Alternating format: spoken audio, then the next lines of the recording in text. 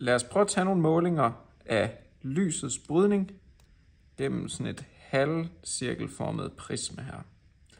Jeg har en laser, og jeg kan lyse igennem prismet på den her måde. I kan se lige nu, der lyser jeg ind direkte på overgangen mellem det ene materiale og det andet materiale. Og fordi jeg lyser parallelt med vores indfaldslod her, så lyser jeg jo ind i en vinkel på 0 grader nu. Når jeg lyser ind med en vinkel på 0 grader, jamen, så går mit lys bare lige direkte igennem, og vi ser, at det kommer ud igen her ved, hvad der svarer til 0 grader. Sætter jeg min laser over til 10 grader i stedet for, og sørger for at lyse ind lige i centrum af prismet her, jamen, så er min indfaldsvinkel jo nu 10 grader, og vi kan se, at min brydningsvinkel her nu, jamen den er blevet mindre. Den ligger et eller andet sted mellem 7 og 8 grader. Jeg har endda også en brydningsvinkel, som jo faktisk er en reflekteret, så lad os kalde den en udfaldsvinkel af noget lys, der kommer herover. Jeg kan lige prøve at sætte på, at herover, jamen det er jo vores indfaldsvinkel. Det her op i toppen, det er vores brydningsvinkel. Og den, der ryger ud herover til højre, jamen det er vores udfaldsvinkel, efter refleksionen er sket. Så igen, lad os prøve at tage nogle målinger lynhurtigt. Så selvfølgelig med 0 grader, men så går den bare direkte igennem sinus til 0 grader. Lad os prøve ved 10. I kan se ved 10 grader her, lyset går igennem og rammer. Der har vi, at lyset kommer ud et sted mellem 7 og 8. Ved 20 grader, der har vi, at lyset kommer ind, og jeg kan selv se, hvor det kommer ud. Ved 30 grader, der har vi, at lyset kommer ind, og I kan selv se, hvor det kommer ud. Ved 40 grader her, der har vi, at lyset kommer ud der. Ved 50 grader, ja, I kan selv se, hvor lyset kommer ud nu. Ved 60 grader,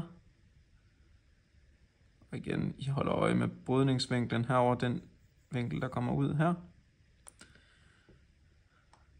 Ved 70 grader, I holder øje med brydningsvinklen herover. 80 grader kan jeg måske lige... Der har vi en brydningsvinkel her.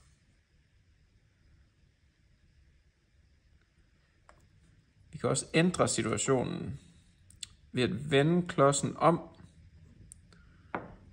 så det nu i stedet for er den flade side, der vender ud.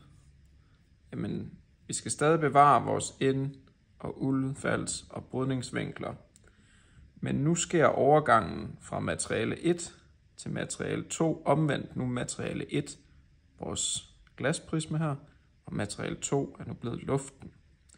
Så med en indfaldsvinkel på 10, og nu kan I se, jamen, når jeg rammer ind på kanten af den halvformede prisme her, jamen vinklen ændrer sig ikke. Brydningen sker først ved den flade overflade.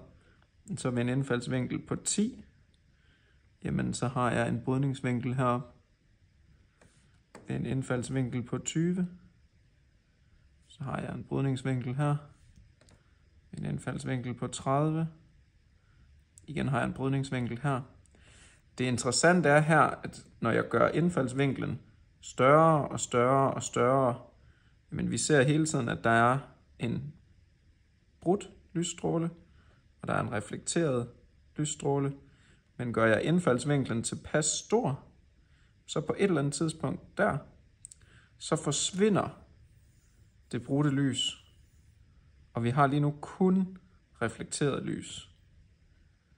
Den her vinkel, hvor at det brudte lys forsvinder, og vi kun har reflekteret lys, det kalder man total refleksion. og den vinkel, det først sker ved, når vinklen af det brudte lys er 90 grader, det kalder man den kritiske vinkel.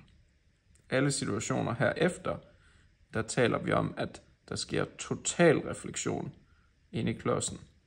Alt lyset bliver totalt reflekteret. Intet af det bliver brudt.